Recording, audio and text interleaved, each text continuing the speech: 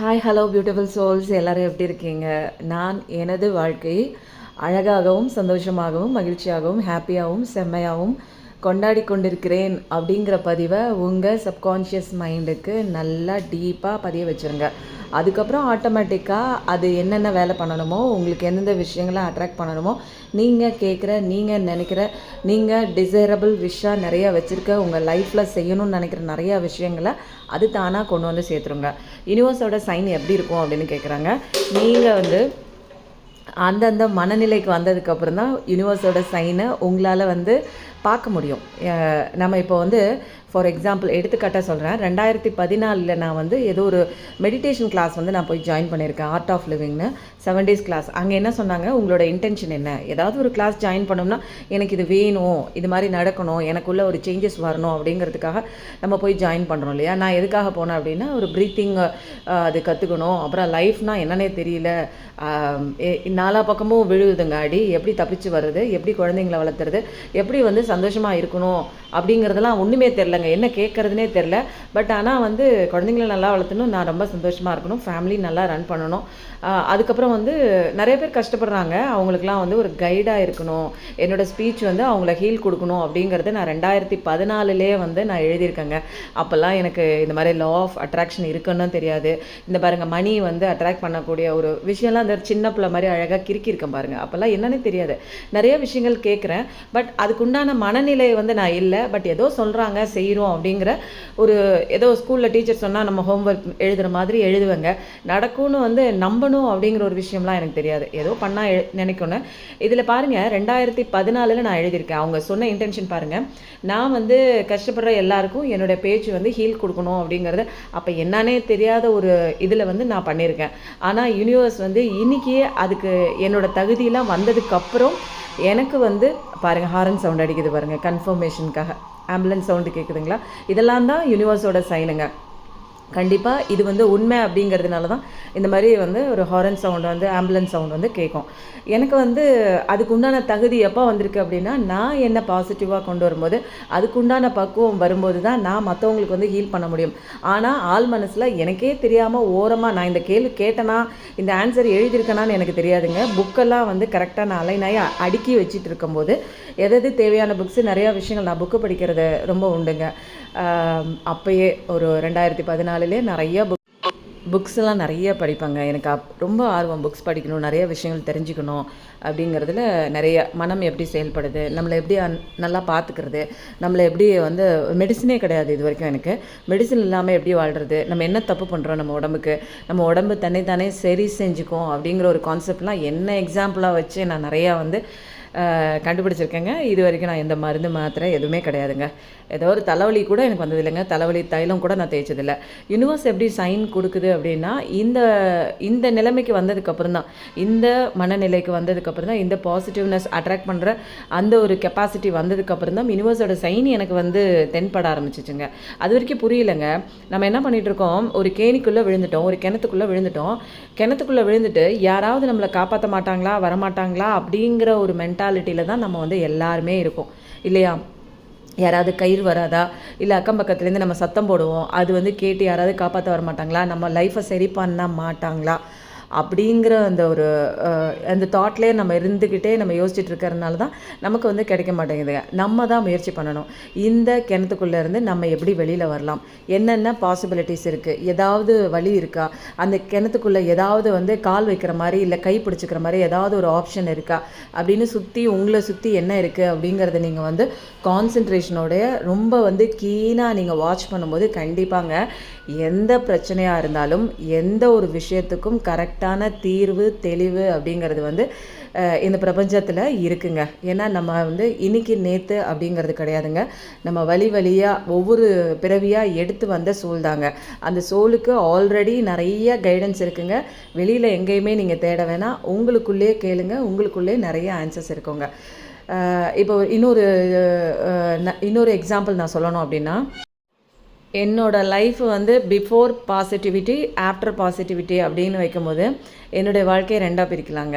முன்னாடிலாம் எனக்கு எந்த விஷயம் நடந்தாலும் இது இப்படி தான் நடக்கும், கொஞ்ச நேரம் வந்து பாசிட்டிவிட்டியாக புக்ஸ் எல்லாம் படிப்பேன், எல்லாம் நிறைய வீடியோஸ் பார்ப்பேன், அஃபர்மேஷன் பண்ணுவேன், இந்த மாதிரிலாம் இருக்குது அப்படின்னு. பட் சுற்றி உள்ள எல்லா நபருடைய அந்த ஒரு ஆக்டிவிட்டீஸாக இருக்கட்டும், அந்த பேச்சுகளாக இருக்கட்டும், அதனால திரும்ப நம்ம டம்ப் ஆயிடுவாங்க. சின்ன வயசுலேருந்து நம்ம மோல்டான ஒரு விஷயம் என்ன அப்படின்னா, பணம் சம்பாதிக்கிறது ரொம்ப கஷ்டம், அது வந்து பணக்காரங்களுக்கு மட்டும்தான், அது ஒரு கஷ்டமான ஜாப், ஈஸியாக வராது அப்படிங்கிற அந்த ஒரு மைண்ட் செட் நம்ம எல்லாருக்குமே வந்து சின்ன வயசுலேருந்து வழியாக நம்மளை சுற்றி இருக்கிற விஷயங்களை பார்த்து கற்றுருப்போங்க. அம்மா அப்பாவும் அப்படி தான் ஒவ்வொரு தடவை கஷ்டப்பட்டு அவங்க சம்பாதிக்கும் போது கஷ்டப்பட்டு சேர்த்த காசுப்பா பார்த்து செலவு பண்ணு அப்படிங்கிறம்போது பணம் சம்பாதிக்கிறது அப்படிங்கிறது கஷ்டம் அப்படின்னு இந்த மாதிரி சின்ன சின்ன பிலீஃப்ஸ் எல்லாம் நம்ம மைண்டுக்குள்ளே வந்து ஆள் மனசில் பதிய வச்சுருக்காங்க. ஏதோ ரொம்ப கடினமாக ஏதோ ஒரு ஒர்க் பண்ணால் தான் அந்த பணம் கிடைக்கும் அப்படின்னு சொல்லிட்டு, கரெக்டான ஒரு தெளிவான ஒரு பாதை இருந்தாலே அசால்ட்டாக ஸ்மார்ட்டாக வந்து சம்பாதிக்கக்கூடியவங்களும் இருக்காங்கங்க. இது வந்து கெரியருக்கு மட்டும் இல்லைங்க, உங்கள் லைஃப் பிரச்சனையும் இதன் மூலமாக யூனிவர்ஸ் வந்து நிறைய சார்ட் அவுட் பண்ணுதுங்க. பிரச்சனையை பார்த்து வந்து நம்ம வந்து நிறைய பேர் வந்து என்ன பண்ணுறோம், பயந்துடுறோம். எந்த ஒரு பிரச்சனையும் தீர்வை நோக்கி கொண்டு போகிற ஒரு பாதை தாங்க அது. ஒரு பிரச்சனை வருது அப்படின்னா கண்டிப்பாக அதில் சொல்யூஷன் இருக்குது அப்படிங்கிறத நம்புங்க. அந்த பிரச்சனை நம்மளுக்கு வருது அப்படின்னா பிரபஞ்சம் யூனிவர்ஸ் நம்மளுக்கு வந்து அதை அனுமதிக்குது அப்படிங்கிற ஒரு விஷயத்த வந்து கன்ஃபார்மாக நம்புங்க. அதுவே வழி நடத்தி அழகாக செகண்டு சாப்டருக்கு கூட்டிகிட்டு போயிருங்க. நீங்களாக உள்ளே புகுந்து நீங்கள் தான் அந்த பிரச்சனையை வந்து தீர்வு பண்ண போகிறேன், நான் தான் அதை வந்து சார்ட் அவுட் பண்ண போகிறேன் அப்படிங்கிற முயற்சியிலலாம் ஈடுபட்டீங்க அப்படின்னா மென்டல் டார்ச்சர், தலைவலிங்க, அப்புறம் வந்து கஷ்டமான ஒரு சுச்சுவேஷனில் நீங்கள் வந்து உழண்டுகிட்டே இருக்க வேண்டியதாங்க. ஃபஸ்ட்டு நம்மளை சுற்றி இருக்கிறவங்கள சரி பண்ணணும் அப்படின்னு நினைக்காதீங்க.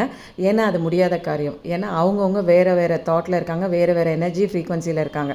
நான் அடிக்கடி சொல்கிற விஷயம் என்ன அப்படின்னா, இந்த யூனிவர்ஸ் பொறுத்த வரைக்கும் பாசிட்டிவிட்டி, ஹாப்பினஸ், ஃப்ரீக்வன்சி, வைப்ரேஷன் இதில் தான் நம்மளோட கனெக்ட் ஆகக்கூடிய ஒரு விஷயம்.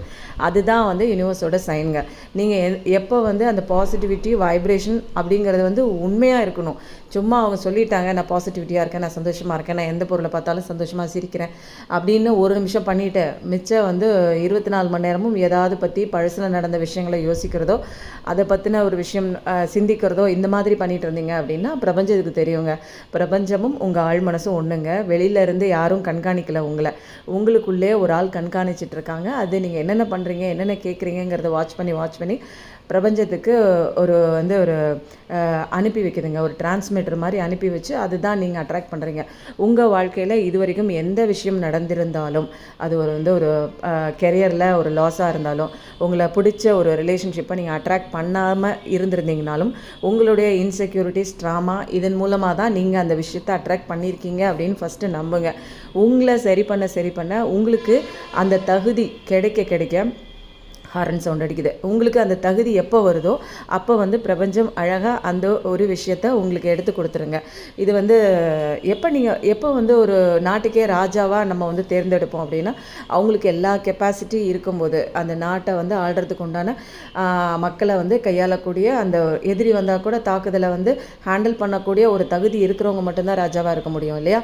அப்போது ஒரு விஷயம் வந்து பிரபஞ்சம் உங்களுக்கு பொறுப்பேற்க உங்களுக்கு கொடுக்குது அப்படின்னா அதுக்கு உண்டான ஒரு விஷயம் வந்து கண்டிப்பாக அதுக்கு உண்டான தகுதி வந்து நீங்கள் உங்களை வந்து வளர்த்துக்கும் போது அந்த பிரபஞ்சம் வந்து ஈஸியாக ஆட்டோமேட்டிக்காக அந்த ஒரு விஷயத்தை உங்கள் கையில் வந்து சேர்க்குங்க. இதுக்கான டைம் என்ன, நான் என்ன பண்ணணும் அப்படிங்கிறத பற்றி நீங்கள் யூனிவர்ஸோட சைன் என்ன அப்படிங்கிறதெல்லாம் யோசிக்காமல் கரெக்டாக உங்களை பாசிட்டிவிட்டியாக அலைனாக உங்களை மாற்றிக்க, உங்களை சந்தோஷமாக வச்சுக்க, உங்களுடைய கெரியர் பேஸ் பண்ணி நீங்கள் அழகாக உங்கள் லைஃப்பை பார்த்துட்டு நீங்கள் போகும்போது அழகாக யூனிவர்ஸ் வந்து கண்டிப்பாக அது வந்து கரெக்டாக பண்ணிடுங்க.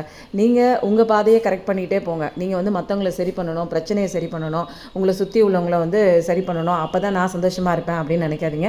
உங்களை சந்தோஷமாக வச்சுக்கக்கூடிய டூல் உங்கள் கிட்ட தான் இருக்குது அப்படிங்கிற ஒரு விஷயத்த வந்து ஃபஸ்ட்டு நம்புங்க.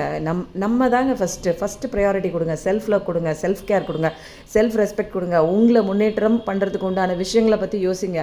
எது தெரியலையா, எனக்கு என்ன பண்ணணுன்னே தெரியலையா, அதையும் பிரபஞ்சத்துக்கிட்ட கேளுங்க. அது ஒரு ஃப்ரெண்ட் மாதிரி ஆக்கிக்கோங்க. பிரபஞ்சம், யூனிவர்ஸ் அப்படிங்கிறது வந்து உங்களோட வந்து பெஸ்ட் ஃப்ரெண்டு. அந்த ஒரு விஷயத்தை வந்து மைண்டில் வச்சுக்கோங்க. நீங்கள் வந்து எந்த ஒரு யார்கிட்ட போய் கேட்குறது, யார்கிட்ட போய் பேசுகிறது அப்படிங்கிற ஒரு விஷயம்லாம் வந்து கவலைப்பட்டுட்டு இருக்காதீங்க. ஒன்றுமே தெரியல அப்படின்னா நைட்டு படுக்க போகிறதுக்கு முன்னாடி நல்லா டீப்பாக வந்து ஒரு ஃப்ரெண்டுக்கிட்ட பேசுகிற மாதிரி யூனிவர்ஸ் கிட்ட பேசுங்க.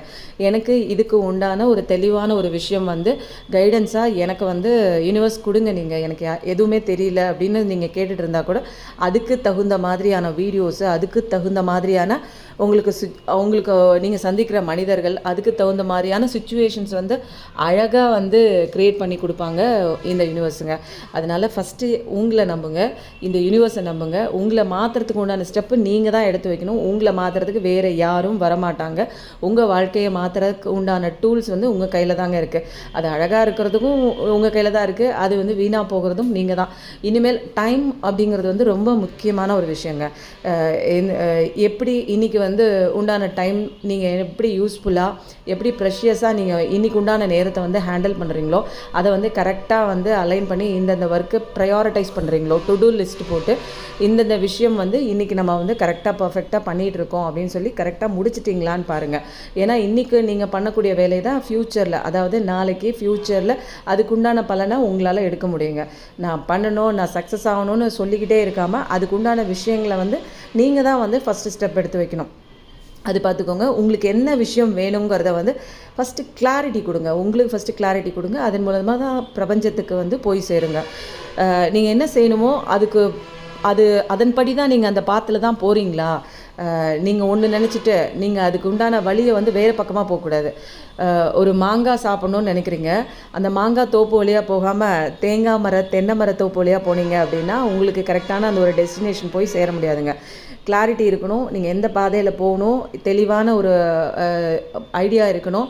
எது தெரியலனாலும் நிறைய விஷயங்கள் இந்த வந்து யூடியூப்லேயா இருக்கட்டும், உங்கள் பிரபஞ்சம் வந்து நிறைய பேசுவாங்க.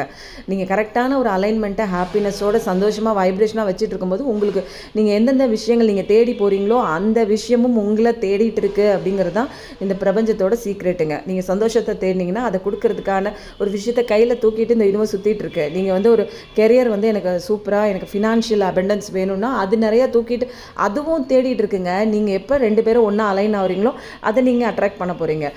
இப்போ வந்து எனக்கு மோசமான ஒரு ரிலேஷன்ஷிப்பில் இருக்கேன், எனக்கு பார்ட்னர்ஷிப் சரியில்லை, எனக்கு வந்து ரிலேஷன்ஷிப் சரியில்லை அப்படின்னா உங்கள் மைண்டை மாற்றுங்க. உங்கள் பாசிட்டிவிட்டி கொண்டு வாங்க.